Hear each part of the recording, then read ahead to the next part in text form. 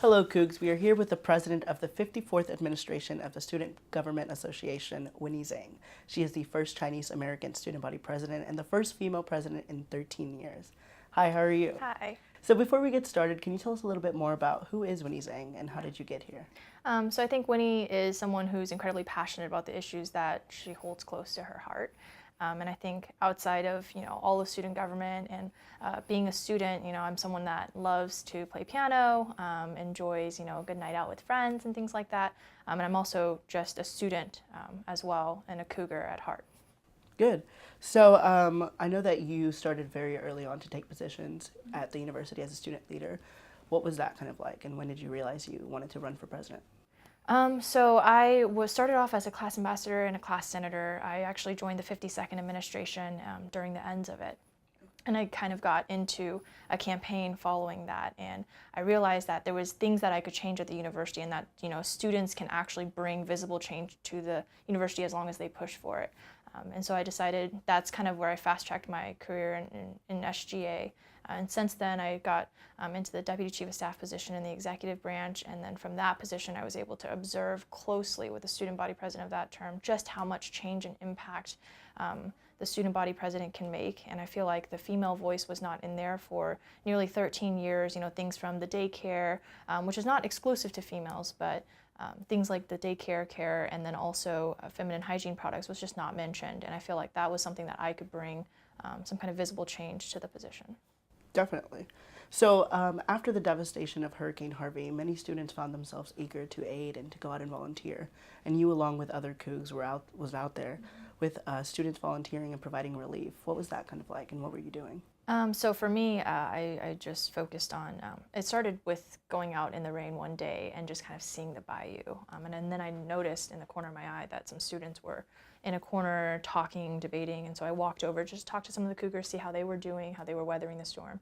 And they were actually telling me, the neighborhood next door, Beale Village, actually had a lot of senior residents that were, the first floor was flooded out and they needed to be evacuated. And that's when I thought, there was so much that could be done in your community, even if you were flooded in, even if you couldn't get to the shelters. And that's when I kind of joined that group to help assist the senior residents. And then from there, I decided, there's so much more that I can do. I'm unimpacted, and I could go out to the community and volunteer at GRB, NRG, BBVA, all these different opportunities.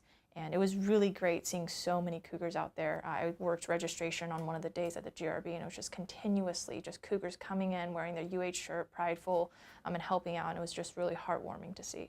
Good. So what were some of the things that you saw when you were in George R. Brown or any other location? Did you get to talk to anybody? Yeah, so I actually I worked some rounds in the different halls.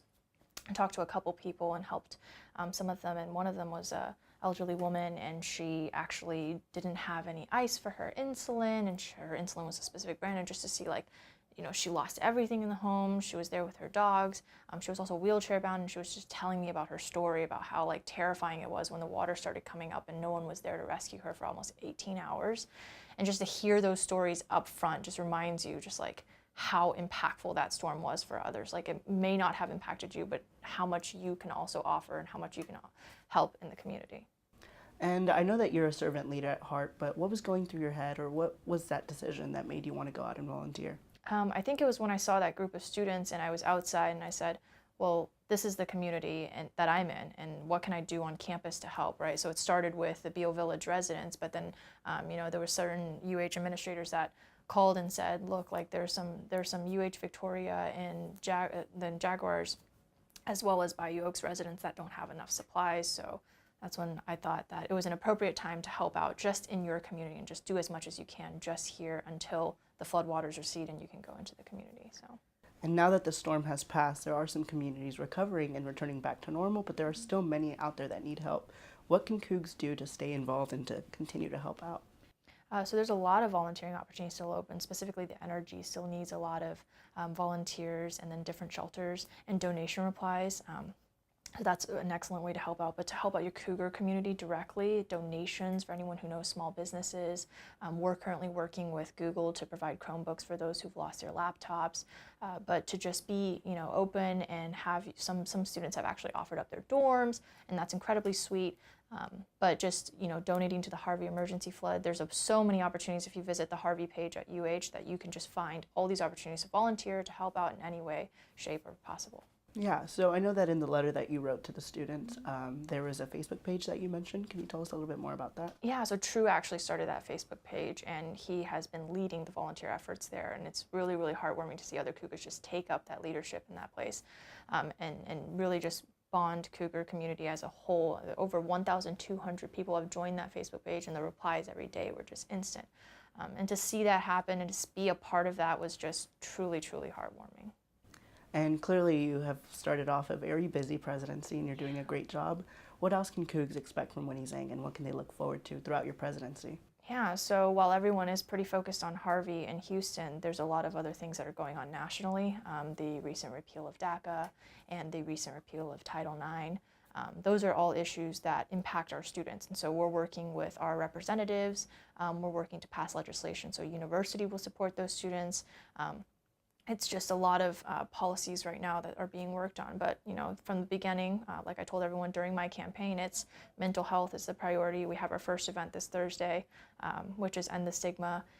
And we also have Open Textbook Network as one of our priorities for free textbooks for students, and then also parking, which is coming later this fall. And there's exciting updates that are that Cougar should stay tuned for, but those are all some of the campaign priorities, and I still plan on achieving every single one of those. But right now we are focused on some of the more emergent things like DACA and Title IX.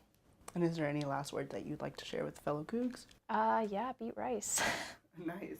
So thank you so much, Winni Zhang. We know that actions speak louder than words, and it has been very humbling to see you in action, and we would like to thank you for your time. Cougs, make sure to follow us on Facebook and YouTube at Coug TV to stay connected. This has been Lorenzo Perrett for Coug TV, your school, your story at UH.